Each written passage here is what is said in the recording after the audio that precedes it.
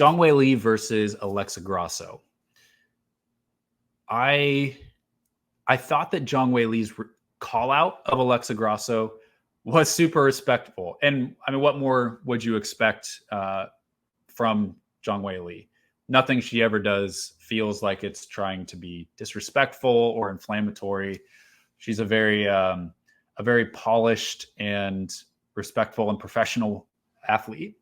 One of the most respectful and professional athletes in the whole organization. Alexa Grasso, same way. Two really, really respectable human beings. So, yeah, it was a nice call out. I think a lot of people got excited when they saw that call out. How do I feel about the fight, actually? I'm not a fan of it, and I'll tell you why. Now, don't get me wrong. Overall, the fight as a whole, probably extremely entertaining. If the fight gets made for UFC 300, I'll be excited for it. I think it'll be an extremely entertaining fight. Both fighters, really entertaining styles, pretty well-rounded. And I think when you put the two of them together, especially Zhang Weili without a weight cut or as much of a weight cut, I think you could get one of the best WMMA. I mean, if it just plays out in the way, in my mind, the way I think it'll go, I mean, I think it could be another like Weili versus Joanna type fight. I think that would be a really exciting fight. So in that sense, I wouldn't be super upset about it. However, it goes back to your feeling about champ versus champ fights in general. And you can have whatever feeling you want. My preference for champ versus champ fights is that they should be extremely rare.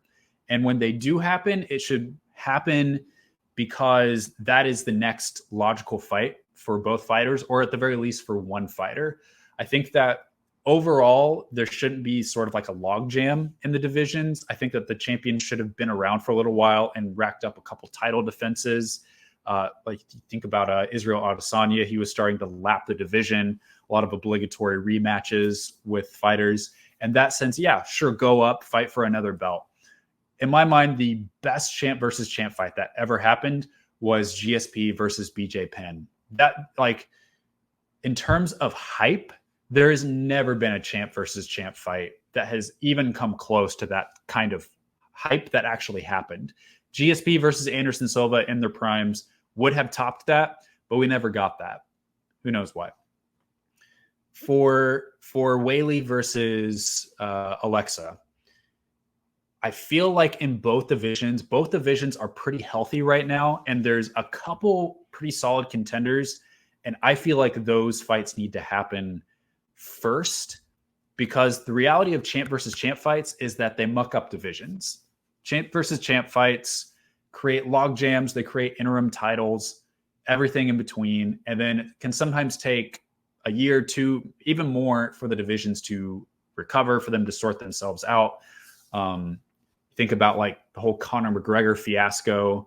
That was kind of a mess. Now, Amanda Nunes and Daniel Cormier, no issue with them becoming double champs, because light heavyweight, women's bantamweight, not as like dense divisions where it's okay if the champ steps away for a little while.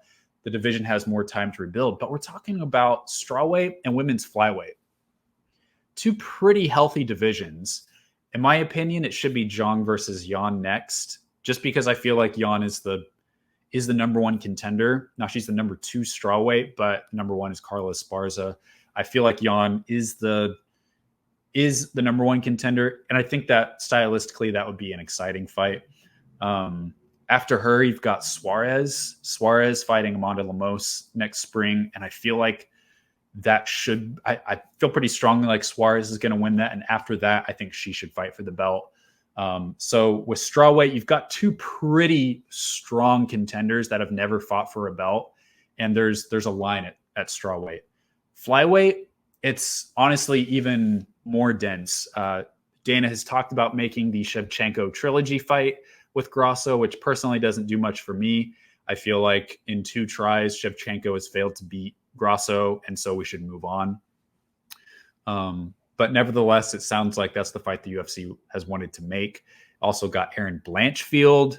Also got Manon Fiorot. So flyweight for the women is booming right now, and I feel like there's a lot of work for Grasso to do.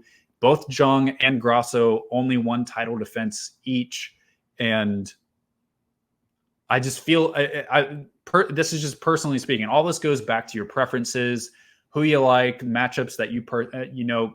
Everyone is entitled to their opinion. There's no like ultimately right answer with all of this, but that's just how I feel.